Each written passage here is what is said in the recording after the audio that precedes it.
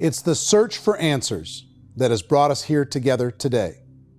My name is Eric Worre, and for almost 30 years I've been an entrepreneur, struggling at times, but ultimately succeeding.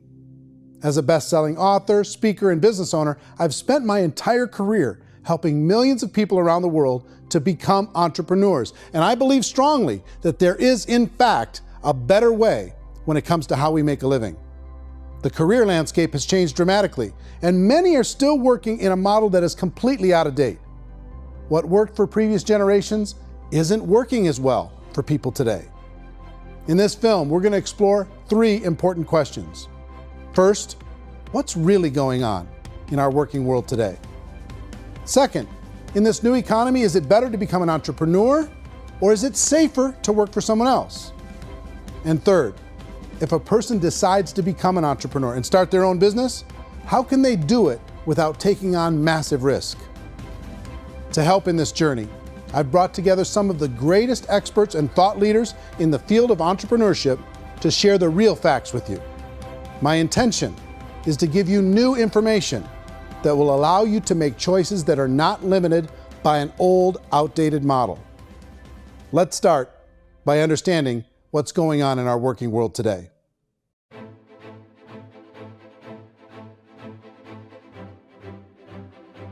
Let's look at unemployment. 30–40% of the people are honestly not working, but would be working. What our government does is if you haven't found a job in 6 months, we don't call you unemployed. We pretend you dropped out of the labor force. I've often said that unemployment, particularly structural unemployment, that's unemployment due to technological changes, is the first sign of economic growth. Think of it, 10 people live on an island. They go out every day and fish. One day, new technology shows up. A missionary brings them a net. Now, using the net, one pilots the boat, one throws the net. 2 fishermen can do all the work 10 used to. That's a 500% increase in productivity, 2 doing the work of 10, in one day. You don't have to learn a lot to learn how to throw a net instead of throw a fishing line. The island's got a big problem, 80% unemployment. But the island still has all the wealth of the fish because the 2 people produce as much fish as 10 did. Now, of course, looking back in history, these changes used to take thousands of years. And during that time, we went into farming and transportation. Some of us became doctors and some teachers and lawyers, and we developed all these new professions and new manufacturing jobs. Today, these changes are occurring literally in one day when a new technological advance occurs, and we don't have the social structures to deal with it or to retrain the unemployed people. So one of the things that I think is interesting as I travel across the country and really travel around the world is the way that we work and the way we get paid for work is changing pretty dramatically. On a global basis, everything is being turned upside down because of the rapidly advancing technologies. They are eliminating many jobs, and we have been left with many people not prepared for the jobs that exist. A lot of demand in public companies was to squeeze out all the fat and to get just as much margin as we possibly could, and fat equals humans. So this idea of job security in information age is so obsolete, but it's still taught inside our school system, and that's where the problem starts. There's no financial education in the school system, and people are still trained to be employees to work for that paycheck. This is a chart on the middle class. What's happening in the middle class, those that went to school, their incomes have been coming down for years. And parents still say to their kids, go to school, get a job. Now what happens to all those middle class people who are dropping off the ends of the chart? Well, they become what's called working poor. And this is what happens to working poor. But they say poverty is ending. Well, poverty may be ending, but working poverty is going up. And this is food stamp usage. So food stamp usage in America is going through the roof right now, because people cannot earn what they call a living wage. Most people have experienced financial pressures that I think are probably greater than they have been in the past. If you're not working for yourself, then it's going to be a pretty hard road for a lot of people. Today, if you're going to control your future, the 40-40 plan is gone, where you can graduate from college and get a job and work for 40 hours a week for 40 years. That day is gone. So some of these charts actually tell you what's going on. And this is a really interesting one, you know. People are going back to school because if I go back to school, I'll get a nice job. But this is what's happening to, it's called Sallie Mae, which is the student loan guys. student loan is going through the roof. It's now over $1 trillion, and student loan debt is worse than credit card debt. So when people stopped using credit card, the government got people into student loan debt. And the problem with student loan debt is you can never be forgiven. See, with credit card debt, you can declare bankruptcy and all's forgiven. But student loan debt, you can declare bankruptcy, you still owe it. It's the worst of all debt. But this is the next picture. Look at this chart here. This is what's happening to wages of college graduates. It's going down. So you go to college, you rack up all this debt, but you earn less money. Now, that's not that intelligent. Average person who's been working a lifetime in America today is ending their lifetime at 65 with about $41,000 in assets. They earned just enough to survive. I think in the United States we have something like 17 trillion in debt. That's just the federal government debt. We got another 2 in municipal and in other, let's call it almost 20 trillion government. We've got 40 trillion in private debt. That comes up to close to 60 trillion. When you then add something we never had before, what you were talking about, when we look at the unfunded portion of Social Security and primarily Medicare, Medicaid, that at the most conservative estimates from outside firms, Kleiner Perkins, 67 trillion and growing. That's more than all our other debt. There's less conservative estimates that say it's 84 trillion or higher. I added up conservatively $127 trillion in total debt. Debt is a financial drug. When you take it to excess, it's like taking a drug. Yeah, it makes you feel better, it enhances your performance, but at a huge cost, eventually it kills you. And so that's what happens. We keep doing more and more debt, and you get less and less results, just like a drug, until the debt gets so high that it crushes the whole system. That's where we're at, 8.2 times GDP. You know who I feel sorry for?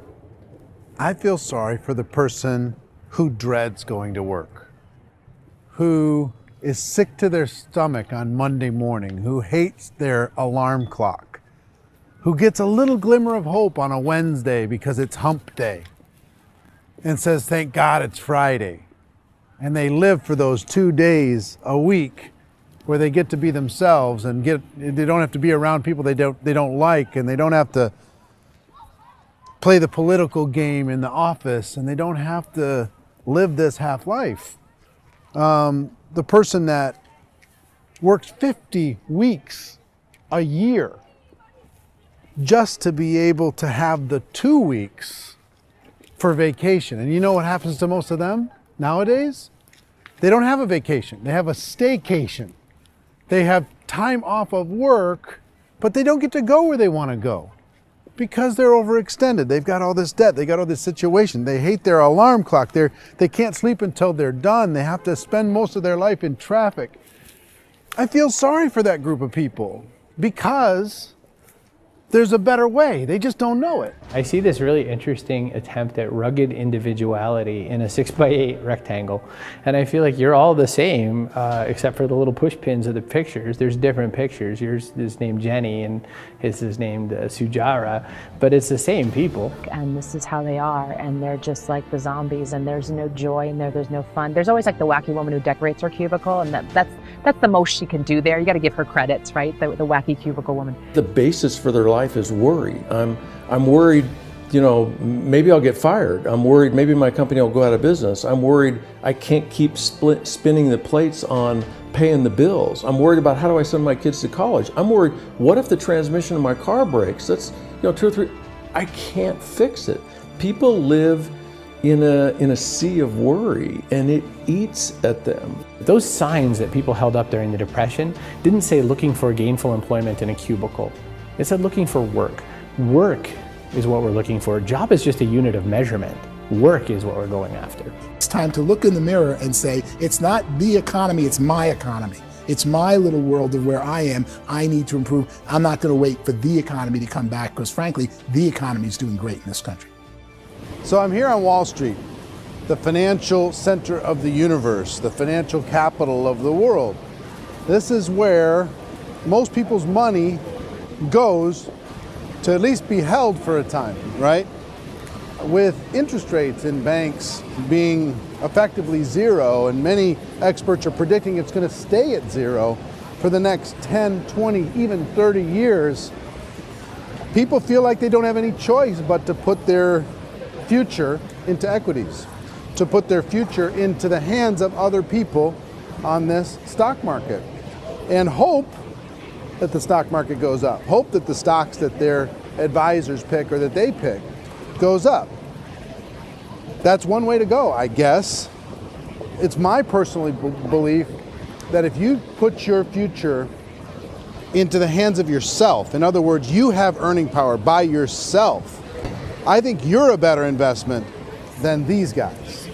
I think you controlling your future is a better option than handing over your retirement to these guys.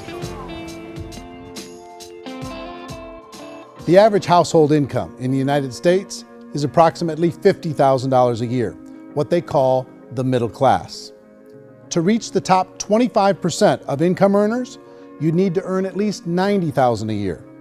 To reach the top 10% would be a household income of $140,000, the top 5%, $190,000, and to be in the top 1%, you'd need a combined household income of at least $380,000 a year. So here's the question. What do you think would give you the best chance to move up and get to the top 10%, the top 5%, the top 1% or beyond? In my opinion, and in the opinion of many, many experts, the answer is to become an entrepreneur, to become your own boss. I think you have to be a business owner. I can't, the only time I ever say to someone it'd be great to be an employee is when they've already told me they've surrendered. I only tell people who are wounded spiritually that they should be an employee. And it's that feeling that you get when you pick up the backpack off the little Cub Scout and say, "Don't worry, little guy, we'll get you back to the camp." You know, it is in no way a kindness when I tell someone they'd be a great employee. The other status symbol really increasingly is lifestyle. And people can own their own business, maybe even work out of their house. That, I tell you, people admire that. Like, gosh, I wish I could do that. The spirit of the entrepreneur is to be a risk taker and to be resourceful and unstoppable and to have a vision of yourself beyond where you are and not willing to settle for life as it is. Think about the great entrepreneurs. They're visionary.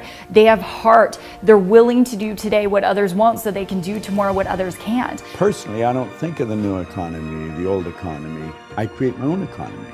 The entrepreneur's in control.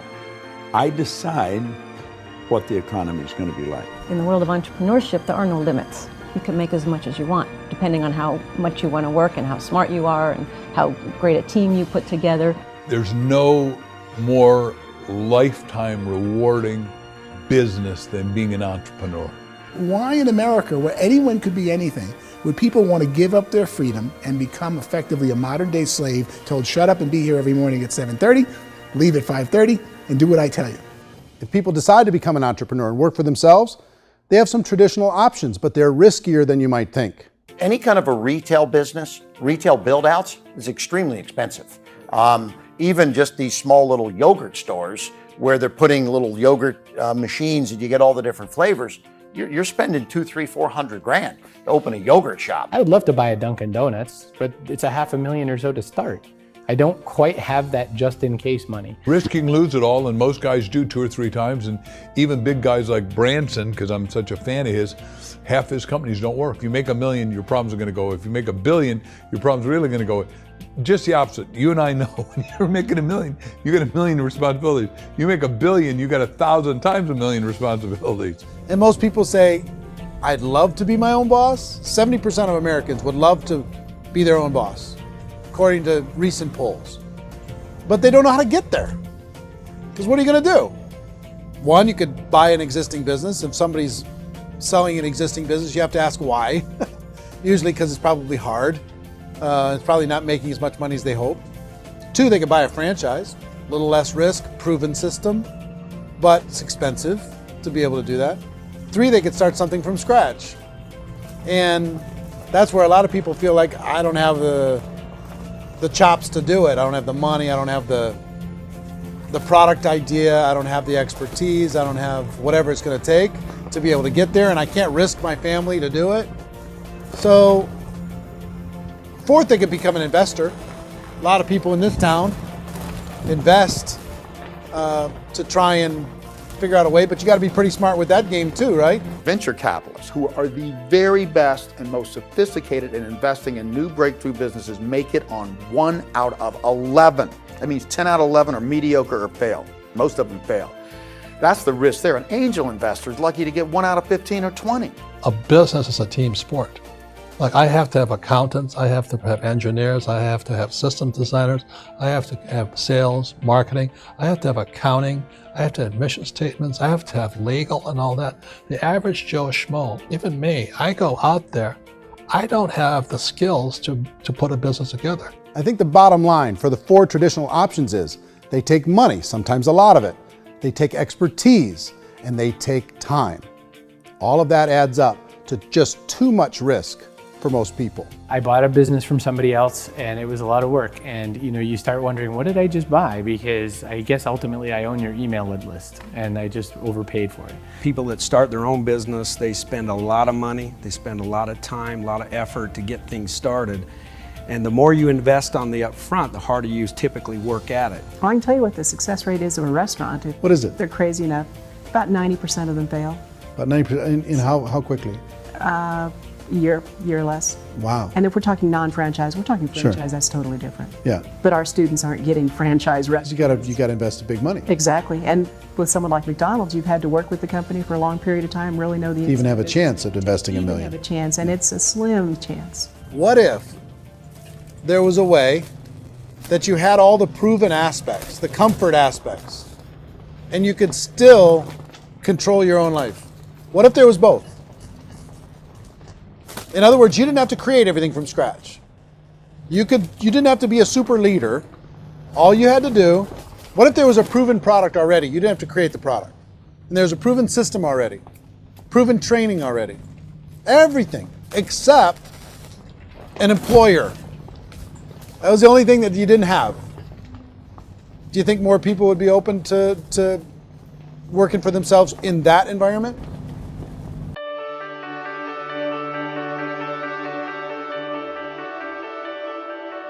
In our search for a better way to make a living, we've come to the conclusion that becoming an entrepreneur is actually safer than being an employee. And through our look at the entrepreneurial options, one particular path kept coming up from expert after expert. And I think most people will find it surprising because it's certainly a non-traditional business model. That model is for people to start their own business and become an entrepreneur through the creation of a network marketing business. Some people call it direct selling because the product is being sold directly from the manufacturer to the end consumer, cutting out the middlemen. Other people call it multi-level marketing, or MLM, because there are multiple levels of commissions paid. The most common term today is network marketing, because network marketing best describes using a large group of independent distributors, independent entrepreneurs, to move a product or service more efficiently. So my friend here, Donald Trump, and I, we always write about the network marketing industry. And the reason we support the network marketing industry is because it really is a business school for entrepreneurs. Because most people come out of school looking for a paycheck. Oh, that's terrible. I would go into network marketing like that. I think if it didn't exist, we should invent it. It is that good. I think direct selling is a great way to do business today. It's very easy to get into that industry, and you can be self-employed, be in effect an entrepreneur. When we see multi-billionaires adding network marketing companies to their portfolio of companies, that would be a clue. When we see people who are very famous authors and very famous business people endorsing the industry, that would be a clue. These network marketing companies aren't $50 million companies, they're billions and billions of dollars. They lead the stock market, they're major companies. When we're going to get it? You know, and you're going to school to work for a paycheck, but if you want to be rich, be an entrepreneur, and network marketing gives you the spirit to be an entrepreneur. A traditional company will spend up to 50% of their total revenue on marketing. Network marketing companies use a different approach. Instead of having all that extensive marketing expense, they utilize a network of independent distributors to do the marketing for them. Now, why do they do this? First, because word-of-mouth advertising is so much more effective today than traditional media advertising. Second, some products need to be explained or demonstrated and an independent salesperson can do that more effectively than an ad campaign. Third, it's completely efficient. The company only pays for the marketing of their product if a sale happens and not before. Imagine if Amazon allowed you to become an independent distributor and paid out 40% of its revenue to that distributor group. All you had to do as a distributor was recommend a product, and if a person bought it on Amazon, Amazon would take care of all the logistics and you'd get paid for bringing the customer. Now imagine you got paid for every purchase that customer made for the rest of their lives. Well, Amazon doesn't offer this option, but network marketing companies do. 85% of all buying decisions in our society are made as a result of word of mouth or reputation. We're recommending things to each other all the time. You know, who's your dentist? Who's your doctor? Who's your lawyer? What detergent, are you using? What legal system are you using? What product are you using? We're talking to each other about the things that we love anyway. When you go into a big box retailer, you're lucky if the clerk looks you in the eye, much less gives you any detailed or accurate information about what you're purchasing. So of course, this personal information, this education coming from a friend, a neighbor, a relative, or even a stranger, but one who has experience with the product is extraordinarily valuable. As a matter of fact, network marketing can educate consumers probably better than any other form of marketing. It certainly can do better than advertising, because advertising usually has a certain hype to it and you can only get limited information. So, network marketing trumps advertising. If you were a typical sales company and you wanted to sell $1 million a month worth of product, you might go find 100 superstar salespeople. The quota would be $10,000 a month. So network marketing as a distribution system just flips the numbers.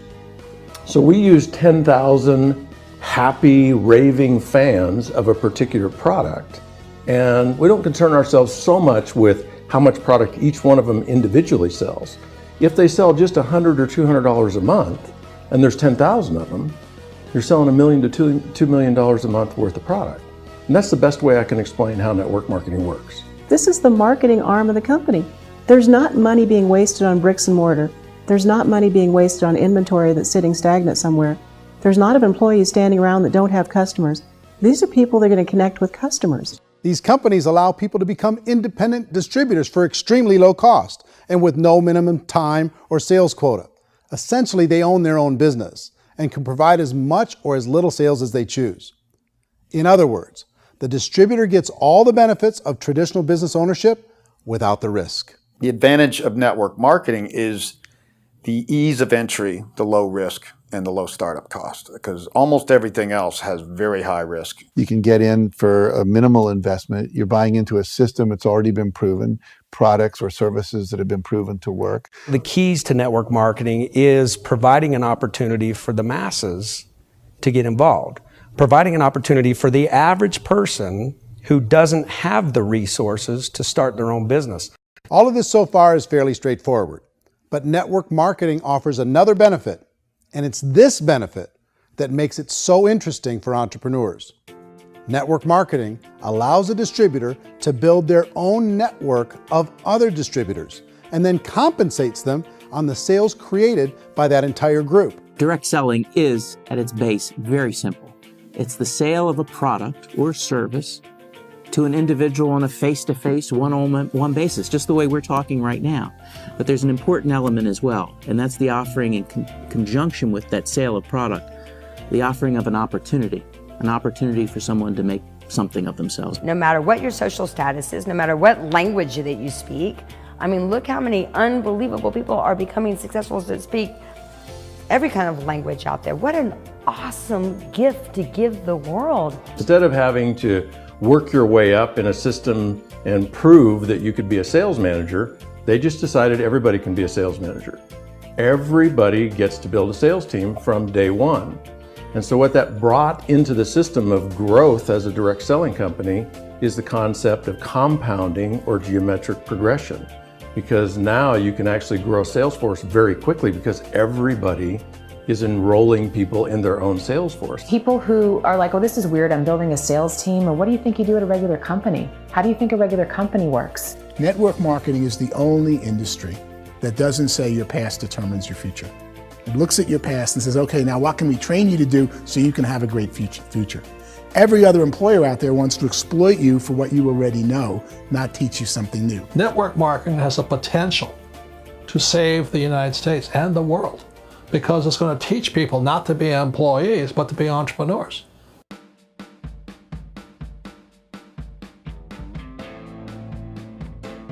According to the Direct Selling Association, if you add up all the network marketing companies around the world, they combine to do over $178 billion a year in retail sales.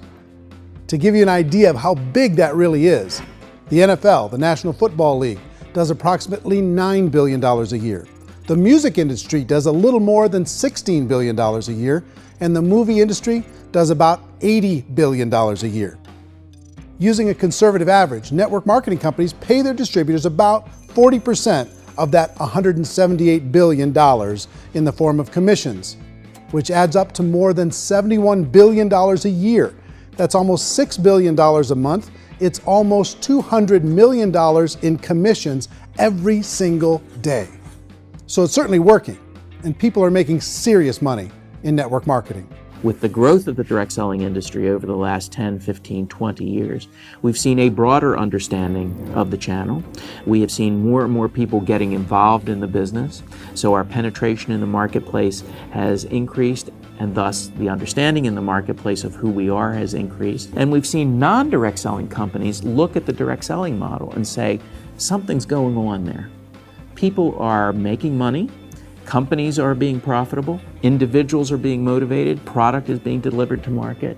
Maybe we should explore this. Some people think only the people at the top make money.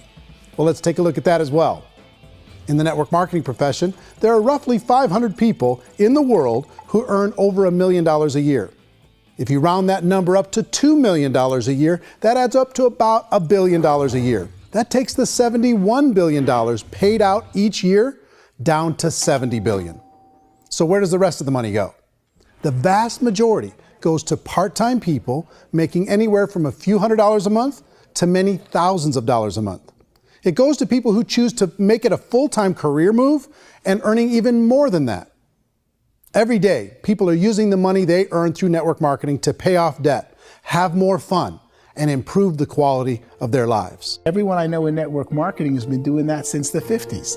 They go to work when they want to go to work. They stop working when they want to take time with their children to have a leisurely breakfast and discuss issues and driving to school. They go back to work when they get home, wherever they're working out of. The biggest thing that I've seen is people that have become much happier in their life. MLM has probably made more millionaires of more people in more countries, and I've spoken to them in 67 countries, than any other single form of business, starting from nothing. If they have a choice between working a job for the next 10 years or working a network marketing business for the next 10 years, the result of working the network marketing business will be better.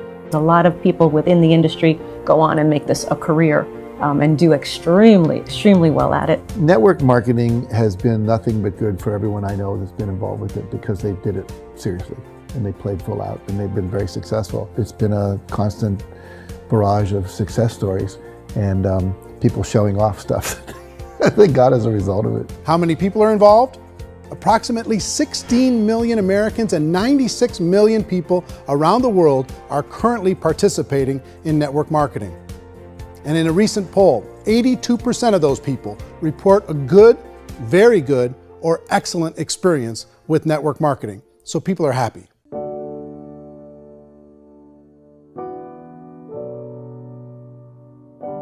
So I've taken a look at the network marketing profession and really tried to understand why so many people are confused as to the validity of this as a business. One is this pyramid shape. People get really messed up with this pyramid. Oh, it's one of those pyramid things. So I just think there are a lot of haters out there who really don't understand the industry and say, oh, it's a get-rich-quick scheme. It's a pyramid.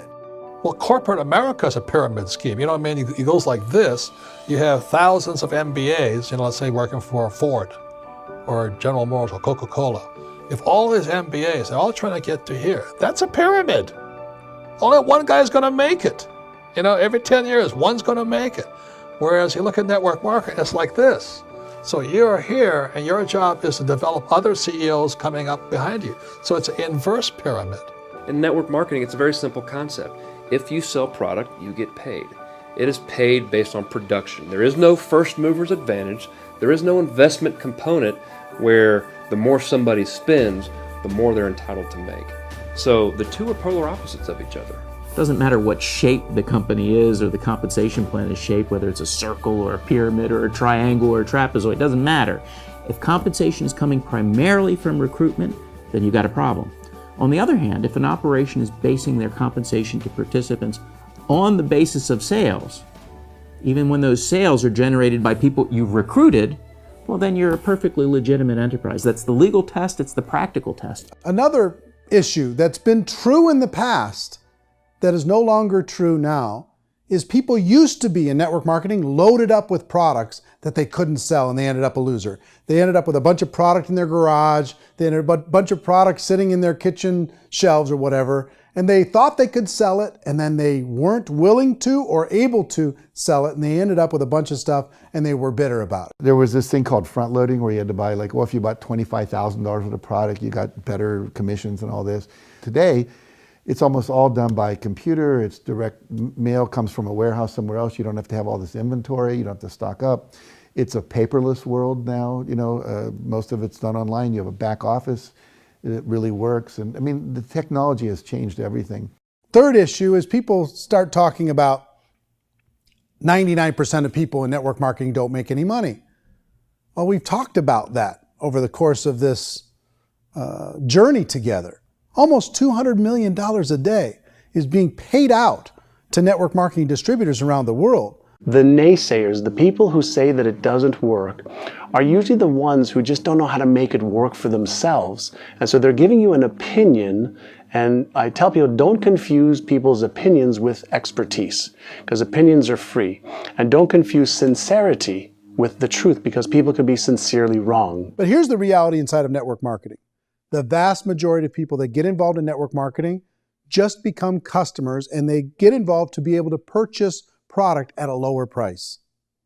If you take Costco as an example, if a person goes into Costco and gets a membership to Costco so they can get a lower price on the product, we don't call that person a loser because they have a bunch of product that they walked out with a smile on their face.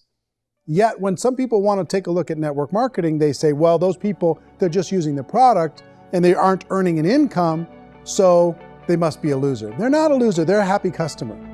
That's the vast majority of people that are involved in network marketing. Now, a smaller percentage of those people decide to go build a business.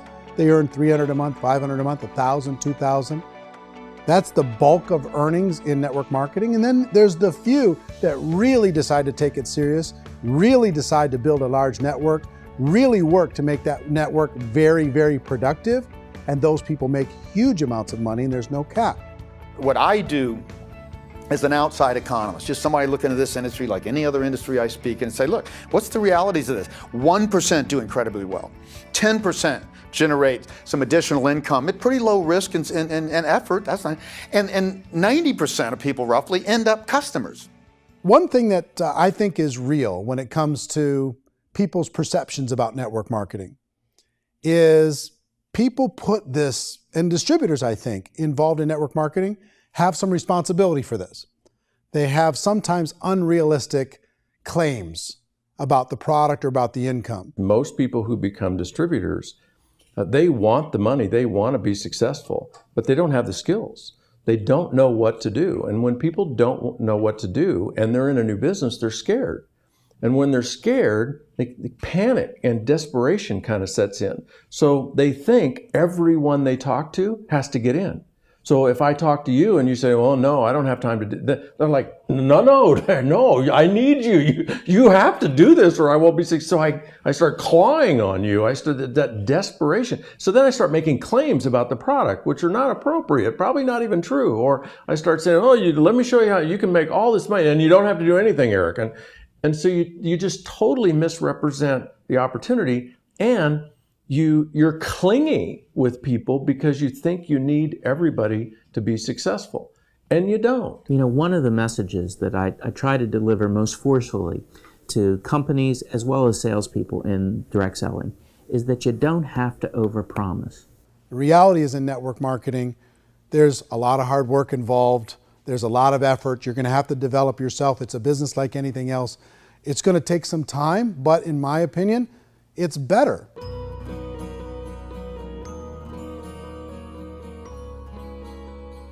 It's light years better for people starting today than it was even 5 years ago. I think it's more widely accepted now, and people understand it is a business. It is being an entrepreneur. It is being a business owner. Our belief system is based upon our evaluation of something, and frequently if we reevaluate a situation, our belief about that situation will change. The industry has changed and it's grown up. It's totally transformed. You've got young people today that have grown up with social media, and they understand networks. They understand how people are connected through technology, and they understand how money flows through those networks. So when they see network marketing, they don't see it the way their parents saw it. And we've all learned, the larger industry that you represent, has all learned from those mistakes and flaws and errors that have happened early on. Early algorithms didn't work the right way. That's all fixed. It's like when they design a computer program, they design the program, then they run it, and then they go back through and they debug it. The MLM industry has been debugged. This is the day of being virtual, being able to run a business from your mobile phone. I mean, it's incredible. Companies are getting smarter. They're implementing more consumer protections. They're implementing more compliance training. They're doing more with respect to product research. If you do get involved and you make purchases of inventory, even on a voluntary basis, if you decide that this business is not for you, you can leave and have that inventory repurchased by the company. There's no other business that offers that kind of protection on a voluntary, self-regulatory basis.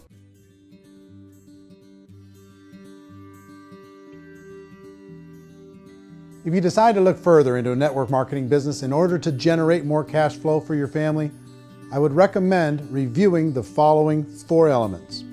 First is the product or service. And on the product or service, I would ask 5 important questions. 1, do you like it? Is it something you would feel comfortable sharing with others? 2, is there a recognized need in the marketplace? It's hard to create a need if one isn't naturally there. 3rd, does the product meet that need? Does it solve a legitimate problem for consumers? And 4th, is it priced to sell? Can it compete in the marketplace? And 5th, is it priced for profit? Is there enough margin for the company and the distributor to be able to generate income for the long term? If you can answer the questions on the product to your satisfaction, the next element to consider is the company itself. Is it well run? Do you believe in the founders or the management team? Do you feel they have what it takes to go all the way? See, it doesn't matter how good the product is if the management can't take care of the company. Good management can change with the times. They can handle adversity. They can make good decisions. Make sure you choose a company that can serve you for a long time. The 3rd element to consider is the compensation plan. And with that, there are 3 important things to look at. First, a brand new person needs to be able to generate some money fairly quickly. It may be an obvious reason, but you can probably imagine the ripple effect of a distributor getting involved and having even a small victory fast. That can only help with the overall success of the organization. Second, a person should be able to develop a moderate part-time income in a reasonable period of time. As they develop their network and as their sales grow, they should be able to enjoy more benefits. And third, for the people who are really serious, for those who decide to really go pro in the network marketing profession, there should be the possibility to make a serious full-time income if they work hard and are committed to developing their skills. If you're comfortable with the product, the company, and the compensation plan, the last thing you should look at is the support that will be made available to you. Does the company have a website? Does it have a solid online reporting tool? Do they have comprehensive training available? Do they host events to help you build your business? If you decide to do this, what kind of a support system can you plug into? Choosing a network marketing company is a personal decision. But evaluating the 4 elements of product, company, compensation plan, and support is a great place to start. Is the company promising that you're going to get rich quick or that you can make a lot of money without a lot of effort? That's a red flag. Is there a product that you really believe in that you think can be sold? Or are you being told by salespeople or the person who's trying to recruit you or by the company itself that don't worry about the product, all you have to do is recruit other people into the business? Red flag, warning sign. If you're hearing that, take a second or even a third look. Get to know the customers, the products, the business, have some success, and see where the opportunities might take you to move up in the organization. You want to find out how concerned are they about my education, my training, and my development? Is there a space for me to grow? Most important question. Learn everything that you can about the product. Make sure it's something that you believe in, and learn everything you can about the industry and work that system. You have to be very passionate about whatever that company is doing. I would get involved. You can always test drive anything, you know, the product, the service, the community, and then lean into it a bit. If it feels good, then lean into it a lot. Behind me is the Lincoln Memorial. And this is a place where Martin Luther King Jr. had his famous "I Have a Dream" speech. And at that speech, he talked about his dream for equality for everyone around the world, and that's a noble dream. But I think more people need to remember what it was like when they were kids and the dream was still alive in them. Before it got beaten out of them by reality, by this paycheck, by these responsibilities, and by having to live for this job to pay the bills. I think people need to remember that, go back to that. Once they know that there's a better way, I think their future is going to be much brighter. They can live a better life.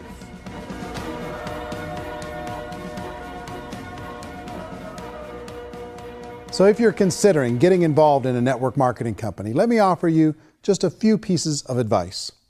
First, network marketing isn't perfect. It's emotional, it's challenging. Like any entrepreneurial venture, it can have its up days and its down days. But if you have an entrepreneurial bone in your body, it's just better. Second, if you're gonna do it, decide to be professional. Decide to go pro. It's better to do that than just be this amateur sticking your toe in the water. Third, as any professional, you're gonna have to learn some new skills. And I promise you, inside of the network marketing profession, they're not too difficult to learn. Fourth, like anything worthwhile, it's gonna take some time. Don't expect that you're gonna get to the finish line right out of the gate. And fifth, it's worth it. It's worth it to be able to take charge of your life again. It's worth it to be able to control your own financial situation. It's worth it for the people you're going to be able to spend time with. It's worth it for the things you're going to be able to see and the experiences you're going to be able to experience. It's worth it for the causes you're going to be able to contribute to, the lives you're going to be able to touch, the customers you're going to be able to help, the friendships you're going to be able to develop. I promise you, it's worth it.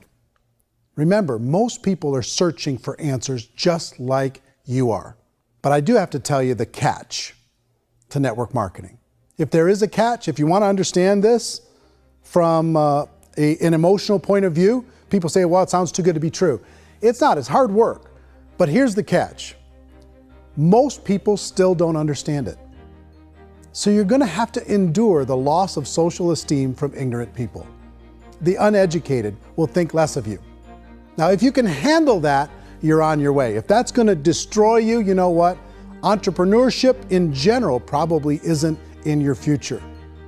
If you can face that catch, you can become unstoppable. I want everyone to really contemplate this if they're not in network marketing. You're in a job, you probably have a mortgage, you have rent, you have debt, whatever's going on. You're in a prison. You work just hard enough to keep them from firing you, and they pay you just enough to keep you from quitting. Come on! I've been there, done that, and bought that t-shirt. In network marketing, if you run into failure, it's really just a homework lesson for yourself. There's no one to blame. You really have no excuse not to be successful. You just don't. People don't want to hear that, but there's so much available to you. If you want to be a good network marketer, be a student to the people above you, be a fellow traveler to the people on the same level, and be a teacher to those below, and know when it's appropriate to do which. People who are not afraid of asking people to buy things or not afraid of persuading people with a chance they may say no, these people own the future. Nothing happens until something moves. So you got to go move, you got to go do something, or nothing's going to change in your life. In the beginning, you're going to do a lot of things that you don't get paid for. But as you go down the road, you get paid for a lot of things that you don't do. And your job is rehabilitate the spirit, the entrepreneur spirit in all of us. You get it back. Either give it a strong yes or a strong no, but no wishy-washy, dilly-dally stuff in the middle. There's dreams and there are nightmares, but I believe that the biggest nightmare of all is when you don't pursue your dream. You're going to see some monumental growth in this profession. It's an exciting, exciting time to be involved with the network marketing profession. The next 10 years, I see just exponential growth. When that tipping point comes, it's not a matter of asking somebody, have you ever heard about network marketing? You're really asking them, which company are you building your wealth in? We are here to fix the world, to improve relationships with other people, to improve other lives. And the real reward comes as an entrepreneur in any level from teaching somebody something and watching them soar. There is no greater reward.